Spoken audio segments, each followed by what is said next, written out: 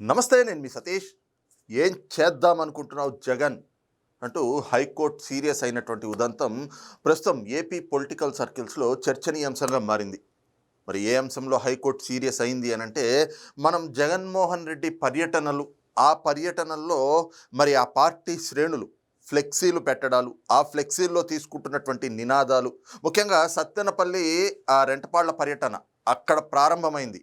ఆ పర్యటన నుంచి ఇది ఒక కొనసాగింపుగా వైఎస్ఆర్ కాంగ్రెస్ పార్టీ శ్రేణులంతా కూడా అదేదో పెద్ద హీరోయిక్గానో, జగన్మోహన్ రెడ్డికి ఎలివేషన్స్ ఇస్తున్నట్లుగానో, లేదంటే జగన్మోహన్ రెడ్డి రేపు అధికారంలోకి వచ్చిన తర్వాత మరొకసారి ఎలాంటి ఒక విధ్వంసాన్ని సృష్టించబోతున్నాం అనే దానికి ఒక సూచిక సంకేతంగానో ఆ ఫ్లెక్సీల్ని పట్టుకుని వాటిని ప్రదర్శిస్తూ ఉన్నారు.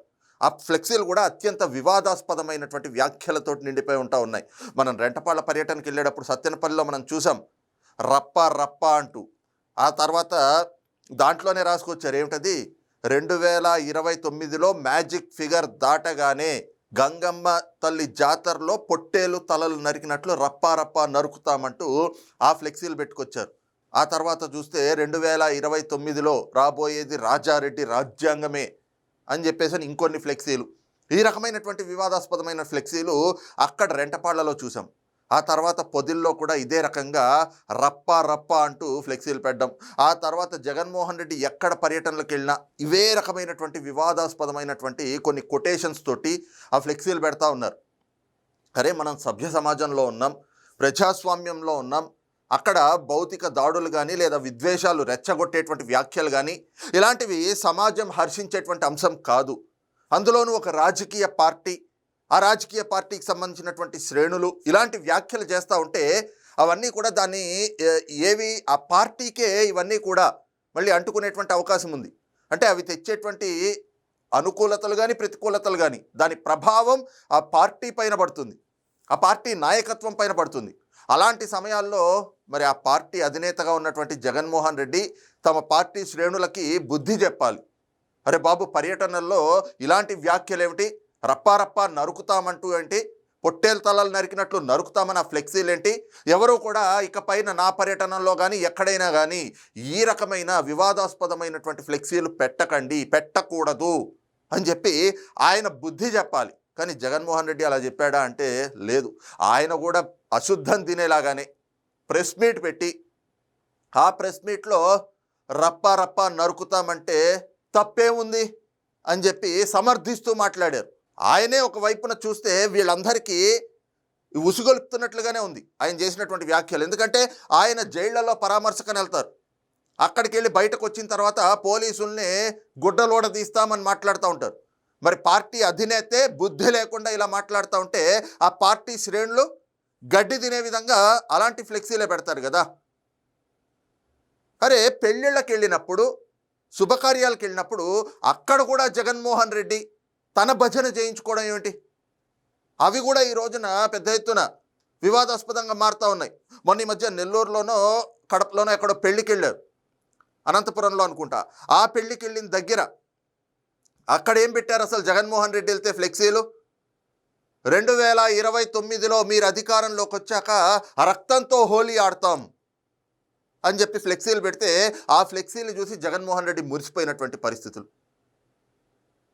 ఇంకోవైపున ఇంకొన్ని చోట్ల ఇదే పర్యటనలకు వెళ్తే జగన్మోహన్ రెడ్డి అక్కడ ఫ్లెక్సీలు ఏమిటి, 2029 ఎన్నికల్లో మీరు విజయం సాధించాక సృష్టించబోయే విధ్వంసం కోసం ఎదురు చూస్తున్నాం అని చెప్పి ఫ్లెక్సీలు పెడతారు. ఇవన్నీ కూడా ఎంత వివాదాస్పదంగా ఉన్నాయి, విద్వేషాలు రెచ్చగొట్టే విధంగా. అరే, ప్రజాస్వామ్యంలో ఒక విద్వేషాలు రెచ్చగొట్టడం, భౌతిక దాడులకి ప్రేరేపిస్తున్నట్లుగానో ఇలాంటి ఫ్లెక్సీలు పెడితే మరి లా అండ్ ఆర్డర్ని కాపాడాల్సినటువంటి పోలీసులు ఏం చేస్తారండి, వీళ్ళ మీద కేసులు పెట్టరా? వాళ్ళ మీద చాలామంది మీద కేసులు పెట్టారు, ఆ కేసులు పెట్టి అరెస్టు చేశారు, న్యాయస్థానాలు వాళ్ళకి రిమాండ్కి కూడా పంపించినాయి. మరి ఈ రకమైనటువంటి విద్వేషాలు రెచ్చగొట్టే విధంగా ఫ్లెక్సీలు పెట్టి రప్పారప్పా నరుకుతాం, రక్తంతో హోలీ ఆడతాం, 2029లో మీరు వచ్చాక సృష్టించబోయేటువంటి విధ్వంసం కోసం ఎదురు చూస్తున్నాం అంటే వాళ్ళని అరెస్టులు చేయకూడదంట, వాళ్ళ మీద కేసులు పెట్టకూడదంట, వాళ్ళని నాన్న బుజ్జి అని చెప్పి వాళ్ళని ముద్దు చేయాలంట. జగన్మోహన్ రెడ్డి గారు బుద్ధి లేకుండా గడ్డి తినే వ్యక్తిలాగా మొన్నటికి మొన్న ఆ తాడేపల్లిగూడెం నియోజకవర్గ ఆ పార్టీ నాయకులు శ్రేణులతోటి పెట్టుకున్న సమావేశంలో ఏబిఎన్ రాధాకృష్ణ గారిని గురించి మాట్లాడుతూ ఆ సందర్భంలో కూడా ఈయన చెప్పారు, అరే ఎప్పుడో సోషల్ మీడియాలో ఏవో పోస్టులు పెట్టిన చిన్న పిల్లకాయలు వాళ్ళని అరెస్టులు ఇవాళ కేసులు పెట్టి అరెస్టులు చేసి తీసుకెళ్తా ఉన్నారు అని చెప్పి. మరి ఆ రోజున పెట్టినటువంటి పోస్టులు తప్పు కదా. మీరు అధికారంలో ఉన్నప్పుడు మీరే చర్యలు తీసుకుని ఉంటే, అరే ఇలాంటి అసభ్యకరమైనటువంటి పోస్టులు పెట్టడాలేమిటి, ఇలా రపారప్పా నరుకుతామంటూ ఫ్లెక్సీలు పెట్టాలేమిటి అని చెప్పి వీటిని తప్పు అని గనక మీరు ఆ రోజే వారించి తప్పు చేసిన వాళ్ళపైన చర్యలు తీసుకుని ఉంటే వాళ్ళ మీద ఇవాళ కేసులు పెట్టాల్సిన పరిస్థితులు వచ్చేవి కాదుగా. కానీ ఆ రోజున ఆ సోషల్ సైకోల్ని, డిజిటల్ డెవిల్స్ని పెంచి పోషించింది ఓ వర్రా రవీంద్రారెడ్డి లాంటి వాళ్ళని పెంచి పోషించింది ఎవరు? ఇదే జగన్మోహన్ రెడ్డి కదా. సోషల్ సైకోలని, అరే సోషల్ మీడియా పోస్టులు అంటేనే ఇవి అసలు చూడ్డానికే జుగుప్సాకరంగా ఉన్నాయన్నట్లుగా తమ రాజకీయ ప్రత్యర్థుల ఇళ్లల్లో మహిళల్ని గురించి కూడా ఎంత నీచంగా పోస్టులు పెట్టించారు YCP social media. Sajjala Bhargav Reddy వీళ్ళ ఆధ్వర్యంలో ఆ రోజున ఒరే మీరు చేస్తుంది తప్పు అని గనక వారించుంటే ఈ రోజున రక్తంతో హోలీ ఆడతాం అని చెప్పి ఇలాంటి ఫ్లెక్సీలు వెలిసేవి కాదుగా.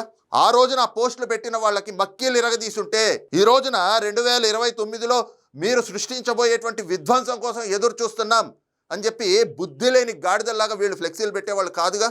వీళ్ళ మీద కేసులు నమోదయ్యేవి కాదుగా. ఈ రకమైనటువంటి విద్వేషాలు రెచ్చగొట్టేటువంటి వాళ్ళని జగన్మోహన్ రెడ్డి చిన్న పిల్లలు వాళ్ళని అరెస్టులు చేస్తూ ఉన్నారు అని చెప్పి సమర్థించుకురావటం, ఇవి చూస్తే నిజంగా జగన్మోహన్ రెడ్డి పైన అసహ్యం వస్తూ ఉంటుంది. ప్రజలందరూ కూడా చీదరించుకుంటున్నటువంటి పరిస్థితులు.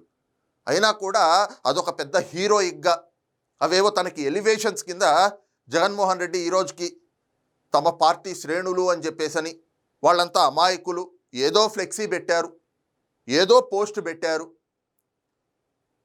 అని చెప్పేసని సమర్థించుకుంటా వస్తూ ఉన్నాడు. కానీ పోలీసులు, చట్టం అలా చూస్తూ ఊరుకోదు కదా.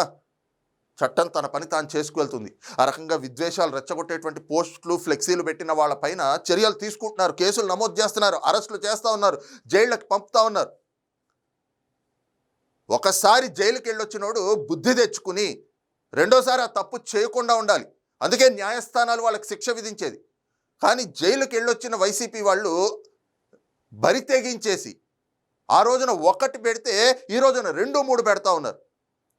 దాంతో పోలీసులు మళ్ళీ కేసులు నమోదు చేస్తూ ఉంటే ఈ రోజున పాపం జగన్మోహన్ రెడ్డి తరఫున సజ్జల భార్గవరెడ్డి హైకోర్టుకి వెళ్ళాడు. హైకోర్టుకి వెళ్ళి ఇదిగో అన్యాయంగా మా పార్టీ శ్రేణుల మీద కేసులు పెడతా ఉన్నారు, మా పార్టీ కార్యకర్తల్ని ఈ ఫ్లెక్సీలు పెట్టారని, సోషల్ మీడియా పోస్టులు పెట్టారని చెప్పి అరెస్టులు చేస్తూ ఉన్నారు, ఇదంతా కూడా పూర్తి అన్యాయం, పోలీసులకి ఇలాంటి అరెస్టులు చేయకూడదు అని చెప్పి బుద్ధి చెప్పండి అన్నట్టుగా ఒక పిటిషన్ వేసి మాకు ఇది జరుగుతున్న అన్యాయం అని చెప్పి సజ్జల భార్గవరెడ్డి కోర్టుకి వెళ్తే న్యాయస్థానం మరటు కేసులు ఎందుకు పెట్టారు, అరెస్టులు చేయడానికి కారణాలేమిటి, అవన్నీ సహేతుకంగా ఉన్నాయా, వాళ్ళ మీద పెట్టినటువంటి కేసులు సరైనవేనా, అందులో ఆధారాలు ఉన్నాయా, వాళ్ళు తప్పు చేశారా, ఇవన్నీ పరిశీలిస్తారు. న్యాయస్థానం సజ్జల భార్గవరెడ్డి వేసినటువంటి ఆ పిటిషన్ని పరిశీలించింది, దానిపైన విచారణ చేపట్టింది. ఇరుపక్షాల వాదనలు విన్న తర్వాత న్యాయస్థానం మాట్లాడినటువంటి మాటలు మాత్రం జగన్మోహన్ రెడ్డిని పాత చెప్పు తీసుకుని కొట్టినట్లుగానే ఉంది అన్నటువంటి అభిప్రాయాలు కూడా రాజకీయ పరిశీలన నుంచి వ్యక్తమవుతూ ఉన్నాయి. ఎందుకంటే సజ్జల భార్గవరెడ్డి వేసినటువంటి పిటిషన్ పైన విచారణ నేపథ్యంలో మరి పోలీసులు కేసులు ఎందుకు పెట్టాం, అవతల వాళ్ళు ఏం చేస్తే కేసులు పెట్టాం, ఎందుకు అరెస్టులు చేశామనేది పూర్తి ఆధారాలు పెట్టారు. అందులో ఇందాక నేను చెప్పాను కదా, గంగమ్మ జాతరలో పొట్టేలు తల నరికినట్టు రప్పారప్పా నరుకుతాం అనే ఫ్లెక్సీలు పెట్టారండి, ఇదిగోండి జగన్మోహన్ రెడ్డి పర్యటనలో అని చెప్పి ఆ ఫోటోలు, వీడియోలు న్యాయస్థానం ముందర పెట్టారు. రక్తంతో హోలీ ఆడతాము అని చెప్పేసని ఫ్లెక్సీలు పెట్టుకుని తిరుగుతూ ఉన్నారండి రోడ్ల మీద. మరి ఇది ప్రజాస్వామ్యానికి విరుద్ధం కదా అని చెప్పి పోలీసులు న్యాయస్థానం ముందర ఆ ఫోటోలు, వీడియోలు పెట్టారు. జగన్మోహన్ రెడ్డి పుట్టినరోజు వేడుకల పేరుతోటి రాష్ట్రంలో ఎలాంటి అరాచకాలు సృష్టించారు, రోడ్ల మీద పొట్టేళ్లు నరికి ఆ రక్తాన్ని ఫ్లెక్సీలకు ఎలా రాశారు, వాటిని వీడియోలు తీసుకుని ఎలాగ సోషల్ మీడియాలో వాళ్ళ గ్రూపుల్లో సర్క్యులేట్ చేసుకున్నారు, ఆ వీడియోల్ని న్యాయస్థానం ముందర పెట్టారు. కత్తులు పట్టుకుని, గొడ్డళ్ళు పట్టుకుని జగన్మోహన్ రెడ్డి పుట్టినరోజుకి కేక్ కటింగ్ పేరుతోటి రప్పారప్ప అనే పాటలు పెట్టుకుని రప్పారప్ప నరుకుతామంటూ ఆ కేకులు కోసిన విధానాలు అవి సమాజాన్ని ఎలాగా భయభ్రాంతులకి గురి చేస్తూ ఉంది అనే వాటిని వివరిస్తూ ఆధారాలన్నీ న్యాయస్థానం ముందర పెట్టారు. వీటన్నిటితో పాటు 2029లో మీరు వచ్చాక, అంటే జగన్మోహన్ రెడ్డి వచ్చాక, అధికారంలోకి వస్తేనట, జగన్మోహన్ రెడ్డి అధికారంలోకి వచ్చాక సృష్టించబోయే విధ్వంసం కోసం ఎదురు చూస్తున్నాం అని ఫ్లెక్సీలు పెట్టారు. న్యాయస్థానానికి ఆ ఫ్లెక్సీలు కూడా చూపించారు. అవి చూపించిన తర్వాత సజ్జల భార్గవరెడ్డిని, జగన్మోహన్ రెడ్డిని న్యాయస్థానం ఇవే ప్రశ్నలు కురిపించింది వాళ్ళ పైన.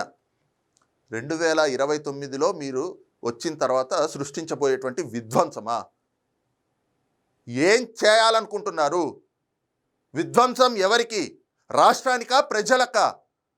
ఎవరి మీద మీరు విధ్వంసం సృష్టిస్తారు? ఏమైనా బుర్ర బుద్ధి ఉందా? ఇలాంటివి మీ పార్టీ శ్రేణులు ఇలాంటి ఫ్లెక్సీలు పెట్టుకెళ్తా ఉంటే వాటిని కట్టడి చేయాలి కదా. అలాంటి ఫ్లెక్సీలు పెట్టకూడదు అని చెప్పి వారించాలి కదా.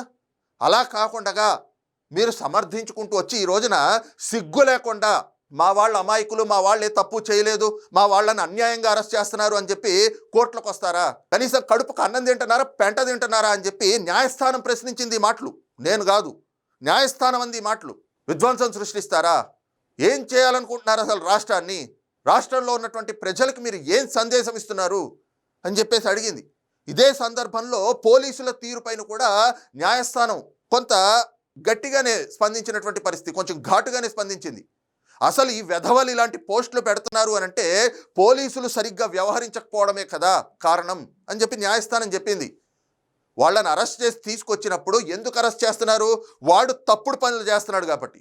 తప్పుడు పనులు చేసిన వాడిని మీరు అరెస్ట్ చేసి తీసుకొచ్చేటప్పుడు వాళ్ళ పట్ల కఠినంగా వ్యవహరించుంటే వాడు రెండోసారి ఆ తప్పు చేయడానికి భయపడతాడు కదా. అలా కాకుండా ఈ రోజున అరెస్ట్ అయ్యి జైలుకి వెళ్ళి బయటకు వచ్చినోడు 1కి 2 పోస్టులు ఎక్కువ పెడుతున్నాడు అంటే పోలీసులు వాళ్ళ పట్ల కఠినంగా వ్యవహరించట్లేదు.